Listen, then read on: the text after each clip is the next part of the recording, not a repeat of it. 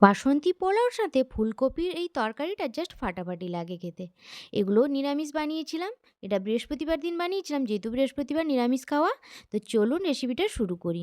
আমি এখানে বাসন্তী পোলাও বানানোর জন্য ২ বাটি চাল নিয়ে নিয়েছি, গোবিন্দভোগ চাল। এটাকে ভালো করে আমি ধুয়ে নিয়েছি। ধুয়ে এটাকে ১০ মিনিট মতন জল ঝরাতে রেখে দিয়েছিলাম।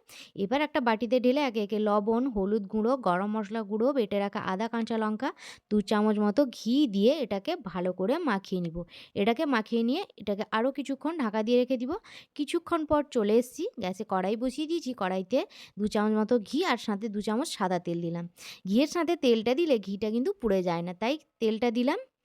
তো এরপরে একে, একে গোটা গরম মসলা, তারপরে তেজপাতা আর কাজু কিশমিশ ভালো করে ভেজে নিয়ে আমি দিয়ে দিব চালটা। চালটাকেও কিছুক্ষণ ভেজে নিয়ে এরপরে এখানে পরিমাণ মতো জল দিব। আমি যেহেতু এখানে ২ বাটি চাল নিয়েছিলাম, তাই এখানে ৪ বাটি জল দিলাম ওই বাটিতে। আর দিয়ে দিলাম পরিমাণ মতো চিনি আর কাসুরি মেথি। কাসুরি মেথি দিলে যেকোনো নিরামিষ রান্নাটা খেতে কিন্তু দারুণ লাগে।